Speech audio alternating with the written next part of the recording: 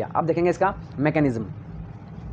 देखिए मैकेनिज्म जो है वो 3 पार्ट में डिवाइडेड किया हुआ है। एक है इनहेलेशन, एक है गैस का एक्सचेंज और तीसरा है एक्सहेलेशन। ठीक है, चलिए तो समझते हैं पहले इनहेलेशन। इनहेलेशन में मैं अक्सर बच्चों से ये वाला क्वेश्चन पूछता हूँ कि बताइए पहले क्या काम होता है। पहले हम एयर अंदर लेते हैं, उसके बाद हमारा जो चेस्ट है वो फूलता है, या फिर पहले चेस्ट फूलता है उसके बाद एयर अंदर जाती है। बात समझ में आ गई? तो देखिए, और बच्चे हमेशा आंसर ये देते हैं कि पहले एयर अंदर जाती है उसके बाद चेस्ट फूलता है। ठीक है, एक बच्चे ने तो ये भी कहा कि पहले एयर अंदर ही तो जाएगी तभी तो चेस्ट फूलता है, जबकि ऐसा नहीं होता है। तो समझिए इनहेलेशन का प्रोसेस। इनहेलेशन में क्या होता है? इनहेलेशन में ये जो डायफ्राम है, ठीक है, ये नीचे आ जाता है, ये फ्लैट हो जाता है, सीधा हो जाता है। ठीक है, जिसकी वजह से ये जो लंग्स हैं, समझिए बात को, जैसे कि यहाँ पर ये इस तरीके से, यहाँ पर ये क्या है, डायफ्राम है, इस तरह से डायफ्राम है। ठीक है, और इसके ऊपर कौन है, लंग्स सिचुएटेड है। ठीक है, तो जैसे ही ये डायफ्राम नीचे जाएगा तो लंग्स भी नीचे जाएंगे। ठीक है, अब एक बात आप ही बताइए कि जैसे कि मान लीजिए कि बोतल, पिच की बोतल है, अगर आप उसकी चारों दीवार पकड़ के खींच दोगे, ठीक है, खींचोगे तो क्या होगा, अंदर एयर जाएगी। अगर आपने उसका ढक्कन लगा दिया तो आप उसे खींच भी नहीं सकते। बात समझ में आ रही है? अगर उसका ढक्कन खुला रहेगा तो ही आप उसे खींच पाओगे, क्योंकि जैसे आप खींचोगे अंदर क्या होगा, वैक्यूम क्रिएट होगा। जैसे ही वैक्यूम क्रिएट होगा बाहर से एयर अंदर आ जाएगी।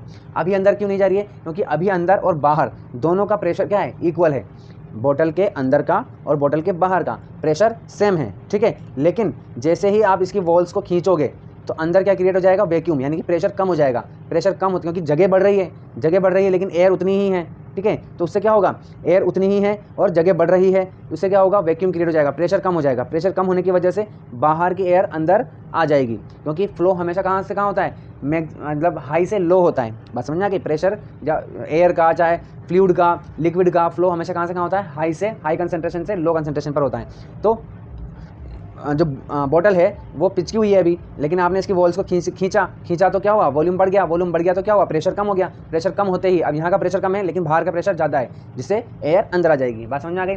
उसी तरीके से सेम काम है, जैसे ही डायफ्राम नीचे जाएगा लंग्स भी नीचे आ जाएंगे। ठीक है, क्योंकि इसकी वॉल्स क्या है, बहुत पतली है, बहुत थिन है, तो वॉल्स भी नीचे आ जाएगी इसकी, जिससे क्या हो जाएगा, इसका वॉल्यूम बढ़ जाएगा, लंग्स का वॉल्यूम बढ़ जाएगा। एक तरीके से तो ये वॉल्यूम बढ़ेगा, ठीक है ना, एक तो नीचे जाएगा तब वॉल्यूम बढ़ेगा। दूसरी वजह से क्या होगा कि ये जो हमारी रिब्स हैं ये भी बाहर की ओर फूलती है, जिससे भी तो एक तो नीचे की तरफ वॉल्यूम बढ़ रहा है, एक बाहर की तरफ वॉल्यूम बढ़ रहा है, तो कुल मिलाकर के बहुत ज़्यादा वॉल्यूम बढ़ जाता है। ठीक है, जिसकी वजह से यहाँ पर लंग्स में अंदर की तरफ क्या हो जाता है, बहुत ही ज़्यादा वैक्यूम क्रिएट हो जाता है, प्रेशर डाउन हो जाता है।